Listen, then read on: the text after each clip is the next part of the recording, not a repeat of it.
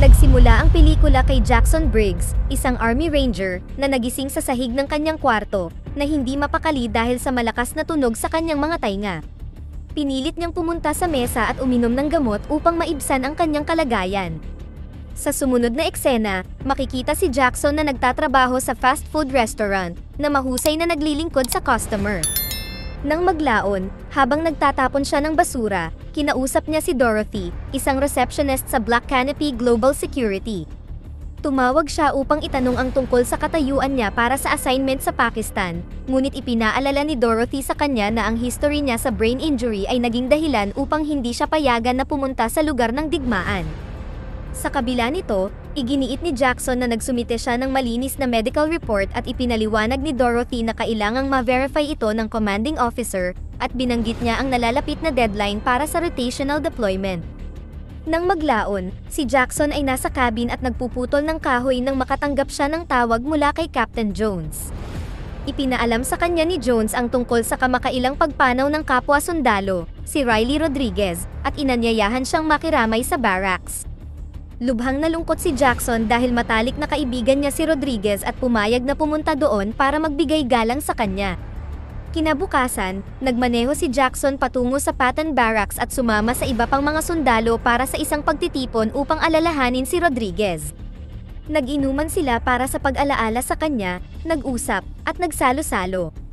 Sa labas, tinulungan niya si Kapitan Jones sa isang lasing na sundalo, sinamantala ang pagkakataong pag-usapan ang Pakistan rotation at pagsusumite ng malinis na medical report.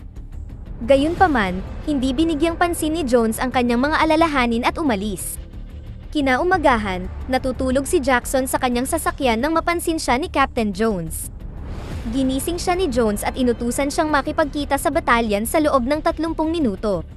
Iniisip niya na maaaring na-verify na ni Jones ang kanyang medical report at i-endorso siya para sa deployment. Dumating si Jackson sa military division, gayunpaman, ayaw siyang papasukin sa entrance gate. Sinabi ng sundalong naka-duty na ang ID ni Jackson ay nag-expire na humantong sa hindi pagkakaunawaan. Sa kabutihang palad, dumating si Captain Jones at tinulungan si Jackson, na nagpahintulot sa kanya na makapasok. Sa loob ng batalyon, nakatagpo ni Jackson si Captain Jones at nagtungo sila sa loob ng silid militar. Ipinahayag ni Jackson ang pasasalamat niya sa muling pagsasaalang-alang ni Jones sa kanyang sitwasyon at nagtanong tungkol sa posibilidad ng pakikipagpanayam. Gayunpaman, mas nakatuon ang isip ni Jones sa kanilang paparating na assignment at ginabayan si Jackson sa pasilyo. Sa sumunod na eksena, pumunta silang dalawa sa silid na puno ng mga locker, at kinuha ni Jones ang mga gamit ni Riley mula sa isa pang sundalo. Habang naroon, napansin ni Jackson ang album na may larawan ng aso ni Riley at nagtanong kung ano ang mangyayari sa aso. Ipinaliwanag ni Jones na ang aso ang espesyal na panauhin sa libing ng pamilya sa Nogales ngayong linggo.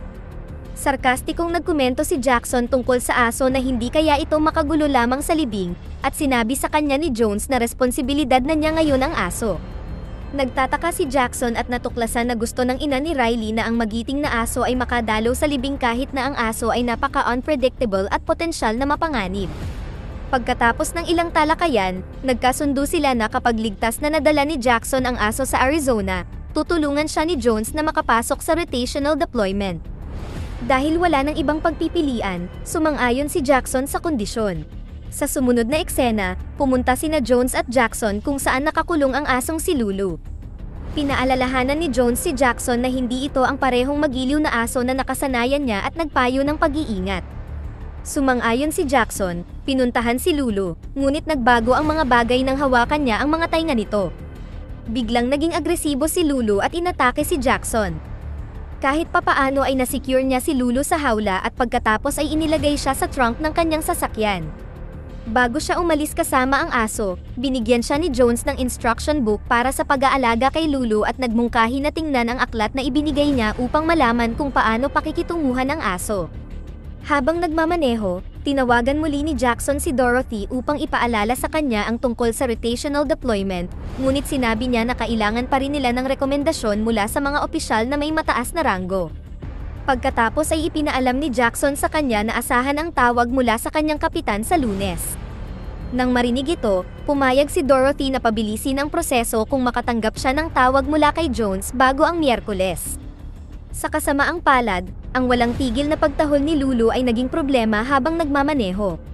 Huminto si Jackson para tanggalin ang nakalagay sa nguso, sa pag-aakalang maaaring nagdudulot ito sa kanya ng discomfort.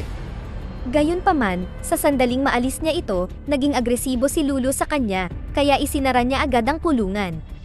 Nang maglaon, huminto si Jackson sa gun club upang magsanay ng pagbaril, ngunit ang malakas na ingay ay nagpatindi sa mataas na tunog sa kanyang mga tainga.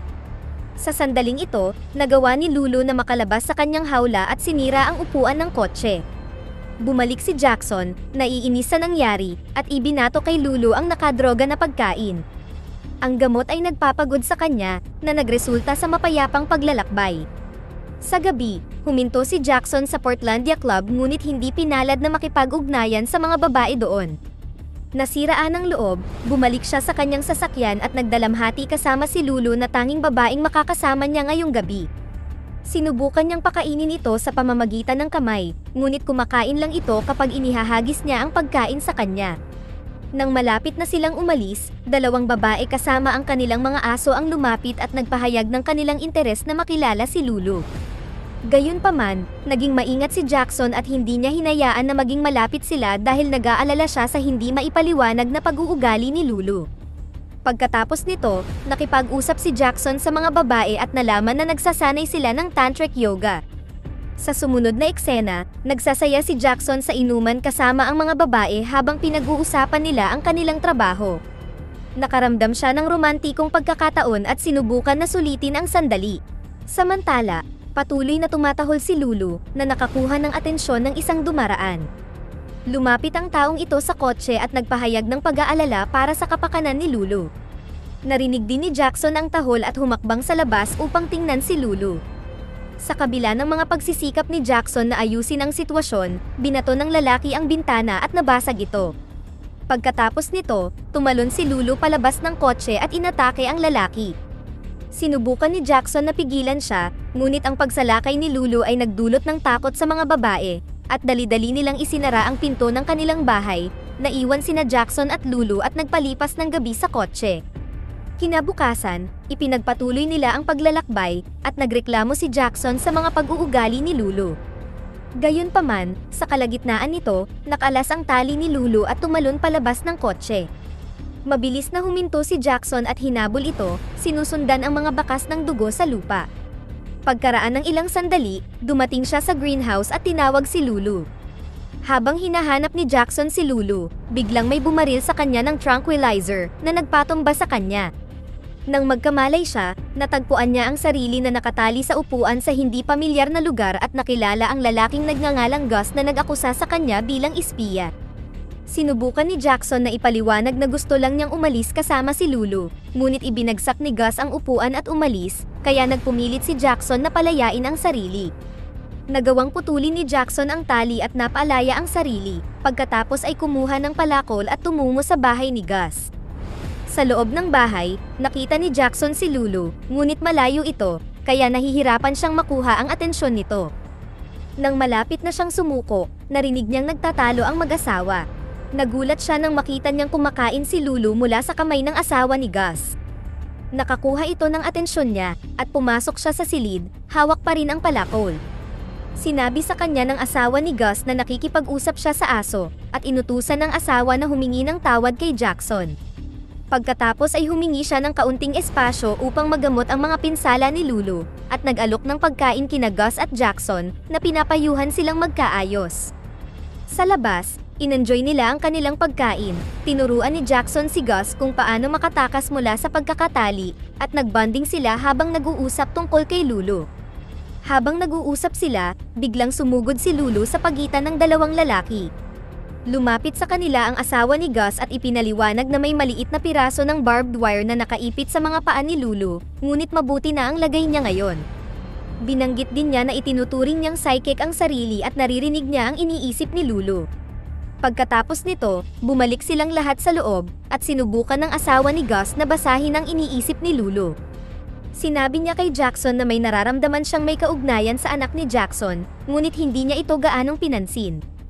Pagkatapos ay ipinahayag niya ang kanyang pasasalamat sa mag-asawa para sa kanilang tulong at nagpaalam sa kanila. Nagpatuloy ang kanilang paglalakbay na may 3 araw na natitira, bumili si Jackson ng laruan na unicorn at naisip ang dalhin si Lulu sa Marangyang Hotel. Huminto sila sa hotel kung saan nagpanggap si Jackson na bulag, gamit si Lulu bilang kanyang gabay na hayop, at matagumpay silang nakakuha ng libreng silid. Nang gabing iyon, sina Jackson at Lulu ay nag-enjoy sa kaginhawaan ng hotel. Noong una ay tumanggi si Jackson na maglakad kasama si Lulu, ngunit nagbago ang isip ni Jackson kalaunan. Habang si Jackson ay nagkunwaring aksidenteng nabangga ang receptionist ng hotel para makadiskarte na makadate ang babae, napansin ni Lulu ang lalaking Muslim at sinimulan siyang habulin, dahilan para habulin din siya ni Jackson. Ang hindi sinasadyang kaguluhan na ito ay naglantad sa panlilinlang ni Jackson sa pagiging bulag, na humantong sa kanyang panandaliang pagkakakulong, na halos malagay sa alanganin ang kanilang misyon. Sa line-up ng kulungan, ipinaliwanag ni Jackson ang sitwasyon sa lalaking Muslim, na agad na naunawaan ang sitwasyon at piniling huwag kasuhan ang ating bida. Nang makalabas sila, sina Jackson at Lulu ay muling naglakbay, at gumugol ng mas maraming oras sa pagbabanding. Sa sumunod na eksena, bumisita si Jackson sa bahay ng kanyang asawa, bitbit ang laruan na unicorn na binili niya para sa kanyang anak. Nakalulungkot, ang pagbisita ay hindi humantong tulad ng binabalak niya, at umalis siya na bitbit pa rin ang unicorn. Pagkatapos nito, pinuntahan niya ang kapatid ni Lulu na si Noah. Sa kanyang pagtataka, si Lulu, na karaniwang hindi kumakain mula sa kanyang kamay, ay mainit na niyakap ang amo ni Noah, na si Luis, na yamakap din sa kanya. Nagkaroon sila ng masayang sandali, at nalaman ni Jackson ang tungkol kay Luis at sa kanyang buhay. Nang maglaon, nang magpaalam na sila upang umalis, napagtanto ni Jackson na ninakaw ang kanilang mga gamit, kabilang ang kanyang gamot. Tinulungan sila ni Luis sa pamamagitan ng pagsinghot ni Lulu sa tag ni Jackson na nakatago sa kotse. Sinundan nito ang amoy at nakarating sila sa underground shelter para sa mga taong walang tirahan. Sa kabutihang palad, natagpuan ni Lulu ang kanilang mga gamit sa loob ng tolda, at kinuha ni Jackson ang kanyang mga gamit. Pagkatapos magpaalam kina Luis at Noah, agad na ipinagpatuloy ni Jackson at Lulu ang kanilang paglalakbay patungo sa kanilang destinasyon. Maya-maya ng gabing iyon, habang kinakausap ni Jackson si Lulu, upang bigyan ito ng lakas ng loob at humiling sa aso na manatiling kalmado sa mga putok ng baril sa paparating na seremonya ng libing, biglang umulan at nasira din ang kanilang sasakyan. Dahil walang ibang mapupuntahan, sumilong sila sa malapit na tindahan ng mekaniko. Pagkaraan ng ilang sandali, sinubukan nilang umalis, ngunit tumindi ang ulan at matigas ang ulo ni Lulu na tumanggi na gumalaw, na ikinadismaya ni Jackson. Naghintay siya saglit habang nasa ulan at pagkatapos ay bumalik upang i-comfort si Lulu sa pamamagitan ng pagpapakita sa kanya ng pelikulang tinatawag na Grey's Anatomy na nakita niya sa dogbook. Sa kalaunan, nagtagumpay si Jackson na pakainin si Lulu mula sa kanyang kamay at binasa sa kanya ang isa sa mga tula ni Riley. Kinabukasan, sa pagsikat ng araw, kinuha ni Jackson si Lulu at nagsimulang tumakbo habang humihingi ng tulong sa mga dumadaan para makarating sa kanilang destinasyon. Pagkatapos ng ilang nabigong pagtatangka, sa wakas ay huminto ang isang pickup truck na nag-alok sa kanila ng sakay. Gayunpaman, kinailangan din huminto ng truck kaya nagpatuloy sila sa paglalakad.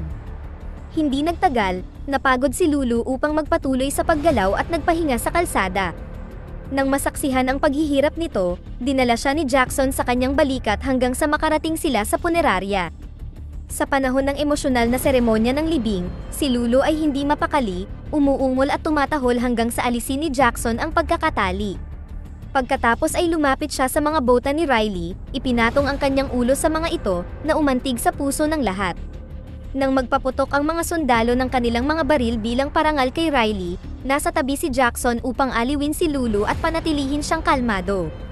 Pagkatapos ng libing, ibinigay ni Jackson ang mga gamit ni Riley sa nagdadalamhati ng mga magulang at dinala si Lulu upang ayusin ang kanyang sasakyan. Habang naghihintay, tinawagan niya si Captain Jones upang magbigay ng report at nalulugod na marinig na inirekomenda siya ni Jones para sa rotational deployment. Iminungkahi ni Jackson na maghanap ng bagong tahanan para kay Lulu, ngunit sinabi ni Jones sa kanya na siya na ang mag-asikaso sa bagay na iyon. Nang may handa na ang sasakyan, binalak ni Jackson na iwan si Lulu at dinala siya sa bakanteng lote. Gayunpaman, tumanggi ang aso na umalis, kahit na tinanggal niya ang tali nito. Naantig sa pagmamahal ni Lulu sa kanya, isinama siya ni Jackson at nagpalipas sila ng gabi sa motel. Nagising si Jackson sa kalagitnaan ng gabi, nabalisa ng malakas na tunog sa kanyang mga tainga. Dahil sa hindi pag-inom ng kanyang gamot, siya ay nagka-seizure. Matapos mabawi ang kontrol, gumapang si Jackson upang makasama si Lulu, na tila nag-aalala sa kanya. Sa pagkakataong ito, hindi na siya agresibo, at nagbahagi sila ng nakakaaliw na sandali na nakahiga sa sahig. Kinabukasan, dinala ni Jackson si Lulu sa base ng militar at doon ay maghihiwalay na sila. Noong una, umalis siya, ngunit hindi niya kayang makitang nilalayo sa kanya si Lulu. Bigla siyang bumalik, at sinabing mas masunurin si Lulu kapag suot niya ang kanyang vest at nagpa siya na kupkupin ito. Makalipas ang ilang araw, bumalik si Jackson sa bahay ni Noah upang humingi ng tulong sa pagsasanay kay Lulu. Sa wakas ay nabisita na din niya ang kanyang anak. Nagtapos ang pelikula na nagdagdag ng liham si Jackson sa dogbook ni Lulu na nagpapasalamat para sa pagliligtas ng kanyang buhay. Dito na nagtatapos ang ating kwento. Sana ay nagustuhan nyo, mag-subscribe na kung hindi ka pa nakasubscribe, pindutin na rin ang notification bell at like button upang matulungan ang channel, and leave a comment down below, and as always, thank you for watching.